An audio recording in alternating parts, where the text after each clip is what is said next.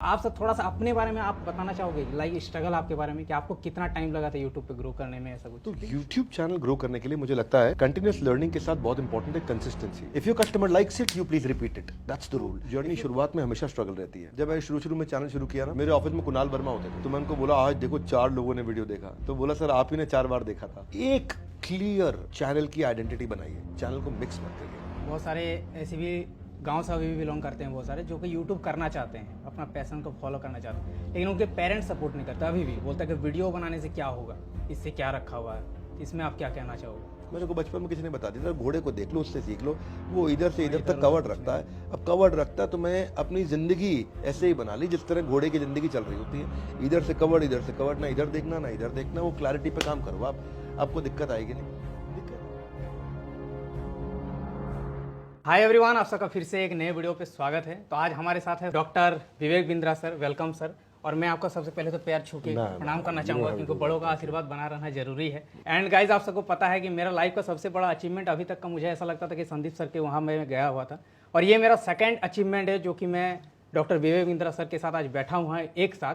और मेरे लिए बहुत बड़ी एक सौभाग्य वाली बात है। और सर मैं आपको बताना चाहूँगा, मेरा तबीयत खराब हो गया था आने से पहले, फिर मैंने मेडिसिन ले करके मैं यहाँ आया, क्योंकि मैंने सोचा ये बहुत बड़ा अपॉर्चुनिटी है, इसको छोड़ना नहीं चाहिए। एक्नॉलेज मनोज का एफर्ट गाइस, थैंक यू। तो सबसे पहले अभी ठीक सर, हो आप? अभी सर बिल्कुल ठीक हूँ। ठीक है। थोड़ा सा सर मैं अपने बारे में थोड़ा सा मैं बता देता हूँ। मेरा कंटेंट पूरा रहता है यूट्यूब रिलेटेड ट्यूटोरियल्स, जिससे मैं सिखाता हूँ लोगों को कि यूट्यूब पे आप कैसे ग्रो कर सकते हैं। तो ये कंटेंट मैंने इसीलिए फाइंड किया था कि मैं भी एक गाँव से बिलोंग करता हूँ, धनबाद में मैं एक गाँव में रहता हूँ। तो मैं जब ग्रो किया ना यूट्यूब पे, तो 40-50 हज़ार सब्सक्राइबर करने में मुझे, मेरा मतलब का हालत ख़राब हो गया। 2-2.5 साल लग गए, क्योंकि एक एक चीज़ के बारे में सीखना पड़ा खुद से ही, क्योंकि वहाँ पर अगल बगल कोई और क्रिएटर नहीं था उस टाइम। 2016 में मैंने यूट्यूब स्टार्ट किया था। तब मुझे लगा कि मुझे इतना जब तकलीफ हुआ, क्योंकि थंबनेल को थंबनेल बोलते हैं, ये वर्ड किसी को नहीं पता और मुझे भी नहीं पता। तो मैं यूट्यूब पे सर्च करूँ कि पोस्टर कैसे बनाते हैं यूट्यूब का, क्योंकि एकदम जीरो नॉलेज था।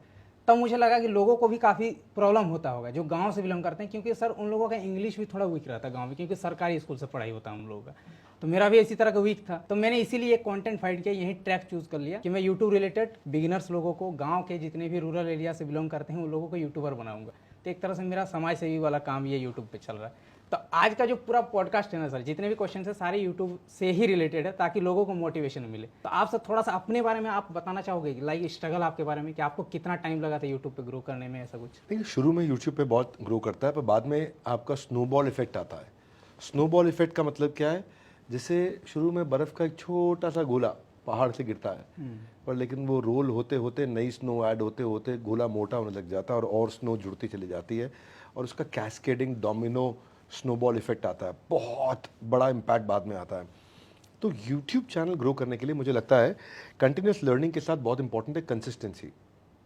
आप कंसिस्टेंटली काम करते रहिए, करते रहिए। कुछ चलेगा, कुछ नहीं चलेगा, आइडिया मिलेगा। कुछ चलेगा, कुछ नहीं चलेगा, आइडिया मिलेगा। कुछ चलेगा, if your customer likes it, you please repeat it, that's the rule. If your customer likes it, you please repeat it, that's the rule. तो कंसिस्टेंटली मुझे लगता है कि यूट्यूब पे ज़्यादा इंपॉर्टेंट है रेलेवेंस, रियल कंटेंट ड्रिवन काम करना।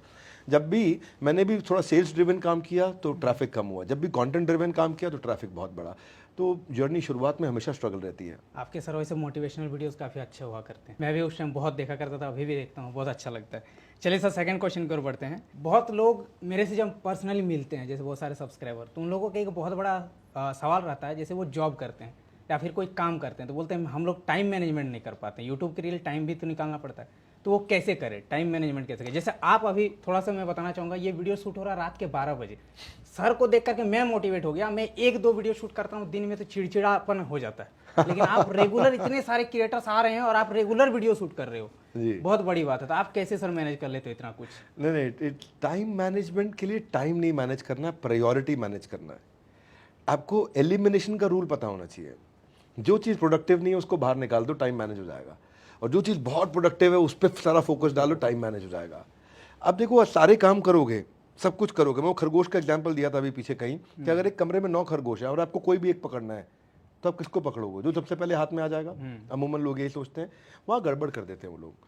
आपको एक खरगोश मार्क करना है, 8 को छोड़ दो, एक को मार्क करो, उसके पीछे भागो, वो जल्दी पकड़ में आ जाएगा। रूल क्या है टाइम मैनेजमेंट का?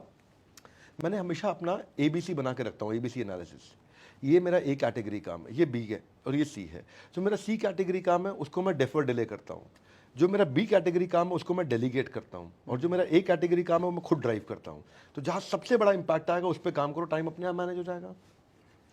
सही है सर। एंड सर मेरा थर्ड सवाल है आपसे कि यूट्यूब तो आज के डेट पे बिजनेस का भी एक बहुत बड़ा प्लेटफॉर्म बन गया है। जैसे हमारा भी मेन इनकम सोर्स जो है वो यूट्यूब ही है, लाइक स्पॉन्सर्स वगैरह। तो आप इसको किस हिसाब से देखते हो? जैसे यूट्यूब को हम लोग बिजनेस के हिसाब से किस हिसाब से देखते रूल बड़ा सिंपल है, शुरुआत में खाली कस्टमर के पीछे भागो, कौन व्यूअर्स के पीछे भागो, वो क्यों देखेंगे आपको, उनकी लाइफ में क्या इंपैक्ट क्रिएट कर रहे हो। स्पॉन्सरशिप डील्स व्यूज के कारण नहीं आती है, ट्रस्ट वर्दिनेस के कारण आती है, विश्वसनीयता के कारण आती है। बिल्कुल। अगर आपकी विश्वसनीयता है तो बात बनेगी। और इसमें मैं फिर से याद दिला रहा हूं आपको मनोज भाई, रूल है कंसिस्टेंसी। जब मैं शुरू में चैनल शुरू किया ना, मेरे ऑफिस में कुणाल वर्मा होते थे, तो मैं उनको बोला आज देखो 4 लोगों ने वीडियो देखा, तो बोला सर आप ही ने 4 बार देखा था कोई नहीं देख रहा आपका वीडियो, किन चक्करों में पड़ गए आप, कोई नहीं देखेगा। पर किसी दिन एक चीज बहुत चल जाएगी। तो मेरा एक वीडियो हुआ करता अरुणिमा सिन्हा पे, जहाँ हाथी के छोटे बच्चे का उदाहरण दिया था मैंने, क्या हाथी के छोटे बच्चे को चेन से बांध दो, धीरे धीरे धीरे धीरे धीरे उसको लगता है कि अब ये चेन टूटेगी नहीं, मुझे तोड़ नहीं पाता, उसका मेंटल ब्लॉकेज हुआ। वो वीडियो हो गया वायरल, उन दिनों व्हाट्सएप नया चला था, मैंने भी देखा था सर वो वीडियो जी। और वायरल होने के कारण तो हमें लगा यार कभी भी कुछ भी चल सकता है, तो कंसिस्टेंसी पे रहो और फिर देखो क्या चीज़ चल रही है। तो मैं क्या करता रहा, शुरू के दिनों में बहुत स्ट्रगल होता था। तो ये मैं झूठा दिलासा नहीं देना चाहता कि आपको शुरुआत बहुत ईजी होगी। शुरुआत जब मैंने करी थी तो मैं दिन भर ट्रेनिंग करता था, शाम को ऑफिस मैनेज करता था, लीडरशिप के साथ काम करता था। रात को मेरे साथ एक लड़का होता था विशाल विष्णु, भागलपुर से था वो, आज भी है, हमारे साथ काम करता है। 2014 में आया था विशाल विष्णु और भागलपुर से, बिहार से था वो। तो मैं उसको रोक लेता था कि आप इवनिंग में मेरे साथ बैठो, वही मेरा एक कैमरा लगा करके वही शूट करता था, तो उसके साथ बैठ के मैं एडिटिंग कराता था। तो शुरू में सब काम खुद करेंगे, धीरे धीरे आपकी टीम्स बिल्ड होंगी, धीरे धीरे आपको लोग आने शुरू हो जाएंगे। ये विश्वास रखना जरूरी है, लोग बीच में छोड़ के निकल जाते हैं, ये विश्वास रखिए। पर मैं फिर बता रहा हूँ, चीप काम नहीं करना, ट्रस्ट वर्दिनेस, विश्वसनीयता बिल्ड करिए। अगर लोगों ने आप पे विश्वास किया, आपको पैसा देंगे, वो आपके साथ काम करना चाहेंगे। आप देखिए, trust and decision they are directly proportionate. जितना विश्वास बढ़ता है उतनी आसानी से लोग डिसीजन ले पाते हैं, जितना विश्वास कम है उतनी मुश्किल हो जाता है लोग आपके साथ में बिजनेस का डिसीजन ले पाए। तो लॉन्ग टर्म में ये आपने ब्रांड डील्स पे क्वेश्चन किया था, तो मैं कल्मिनेट कर देता हूँ उसको कि ब्रांड डील्स पे शुरू में चिंता मत करिए, शुरू में कस्टमर पे चिंता करिए। खूब ब्रांड डील्स आएंगे आपके पास में, कोई नहीं रोकने वाला। ब्रांड्स को चाहिए वो लोग, लेकिन ब्रांड उन्हीं के पास जाना चाहते हैं जिसकी ऑडियंस का कल्ट हो। एक क्लियर चैनल की आइडेंटिटी बनाइए, चैनल को मिक्स मत करिए। वैसे आप ये सब चीजें सिखाते होंगे, जैसे आपने एक आइडेंटिटी पकड़ रखी है, बिल्कुल एक निश होना चाहिए। तो एक नीश, एक आइडेंटिटी बनाइए अपनी, उस आइडेंटिटी पे संबंधित सारी प्रॉब्लम सॉल्व करिए, तो एक कल्ट बन जाएगा आपका, एक बड़ा बढ़िया सुंदर सा आपका एक कम्युनिटी तैयार हो जाएगा। फिर वो कम्युनिटी आपका साथ देगी और उस कम्युनिटी से संबंधित सारे ब्रांड डील्स आपके पास अपने आप आ जाएंगे। बिल्कुल सर, ब्रांड भी तो ऐसे मतलब ऑडियंस जिस हिसाब से आपका बना हुआ उसी हिसाब से ब्रांड्स भी आते हैं जी। एक लास्ट क्वेश्चन है सर, जैसे कि बहुत सारे ऐसे भी गांव से भी बिलोंग करते हैं बहुत सारे, जो कि यूट्यूब करना चाहते हैं, अपना पैशन को फॉलो करना चाहते हैं, लेकिन उनके पेरेंट्स सपोर्ट नहीं करते, अभी भी बोलता है कि वीडियो बनाने से क्या होगा, इससे क्या रखा हुआ है। इसमें आप क्या कहना चाहोगे? कुछ नहीं, आपको करने की इच्छा, आपको अच्छा लग रहा है, आप कर सकते हैं, आपके पास वो स्किल सेट है, वो नॉलेज है, आप करिए। हर चीज़ के लिए पेरेंट्स सुपर स्पेशलिस्ट नहीं होते हैं। बिल्कुल। जिस सब्जेक्ट का जो सुपर स्पेशलिस्ट है उससे ज्ञान लेना चाहिए, पेरेंट्स का सम्मान करना चाहिए, ठीक है। लेकिन अगर आप स्किल सेट की बात कर रहे हैं, प्रोफेशन करियर की बात कर रहे हैं, और अगर वो सुपर स्पेशलिस्ट उस सब्जेक्ट में है ही नहीं, तो वहाँ नहीं जाना चाहिए। तो किसको देखना है? सुपर स्पेशलिस्ट को देखना। जब मैं अपनी इंडस्ट्री में आया था, लर्निंग एंड डेवलपमेंट में, ट्रेनिंग प्रोग्राम्स में, जब मैं एंटरप्रेन्योर्स को सिखाता था, तो मैं एक ही सवाल अपने आप से पूछा था, इस सब्जेक्ट में दुनिया में नंबर 1 कौन? और दूसरा सवाल उसको चैलेंज करने वाला, मैं उससे आगे कैसे निकलूंगा? सिंपल। तो अपने पास रेफरेंस पॉइंट क्लियर होना चाहिए। जो सुपर स्पेशलिस्ट है, पहला क्वेश्चन क्या है, मेरे जॉनरा में नंबर 1 दुनिया में कौन है, और दूसरा प्रश्न है कि मैं उससे आगे कैसे निकलूंगा, क्या करूंगा। और वो क्लैरिटी होनी जरूरी है। फिर आप ना इधर जाओगे ना इधर जाओगे।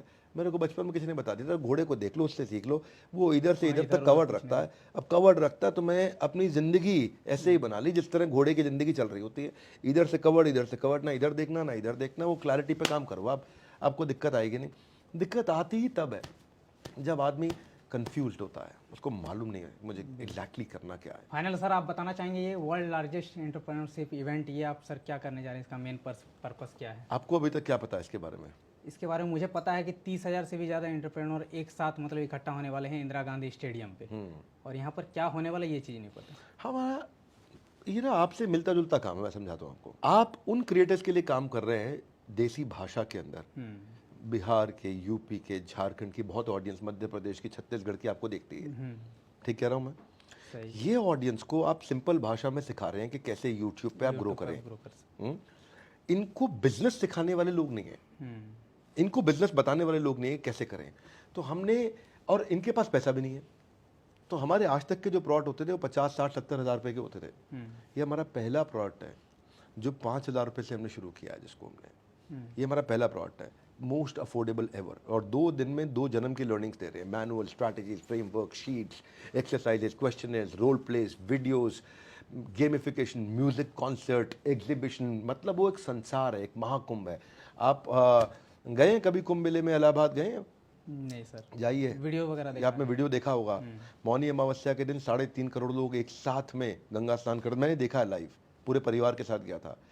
वैसा घूस बम्प होगा यहाँ पे, है ना? तो मैं रिक्वेस्ट कर रहा हूँ मनोज डे को कि आप भी आइए, आपको हम एक VIP सीट देंगे, आपके साथ में परिवार के लोग आएंगे, आपको यू डोंट हैव टू पे, हम आपका स्वागत करेंगे। जो आगे की प्रीमियम सीट्स हैं वो आपको ज़रूर देना चाहेंगे। और आप लोगों को भी बताना चाहते हैं कि ये इन्फॉर्मेशन ज़रूरी है, ये काम की इन्फॉर्मेशन है, कुछ लोगों को पता ही नहीं इसके बारे में, जिसको नहीं पता उसको पता रहना चाहिए। तो ये उस दृष्टिकोण से मैंने आपको शेयर किया है। ये रेवेन्यू जनरेशन के लिए नहीं, हमारी ऑर्गेनाइजेशन का साइज़ बहुत बड़ा है लेकिन इसका टिकट साइज़ छोटा रखा है। क्यों? क्योंकि ये ज़रूरी है कि हम लाइव एनवायरनमेंट में 30,000, अच्छा एक प्रॉब्लम ये भी है मनोज भाई, 30,000 से बड़ा स्टेडियम ही नहीं है इंडिया में, कोई इंडोर स्टेडियम नहीं है, ये तो सही, ये सबसे बड़ा स्टेडियम है। तो अब मैं सीट्स बढ़ा नहीं सकता हूँ उसमें, इधर की निकल गई, इधर की निकल गई, इधर की निकल गई। और दूसरी प्रॉब्लम मालूम है क्या है? आजकल लोग फ़ोन करके पूछ रहे हैं 8 सीट इकट्ठी मिल सकती है? कहाँ से देंगे आपको 8 सीट इकट्ठी?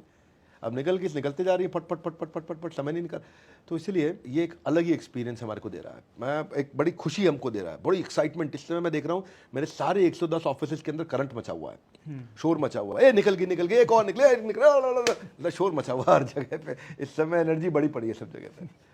चलिए सर, बिल्कुल मिलेंगे, ग्रेट मनोज आते भाई, हैं आपके इवेंट में। And thank you so much हमारे चैनल में आने के लिए। धन्यवाद, थैंक यू। चलिए बाय बाय।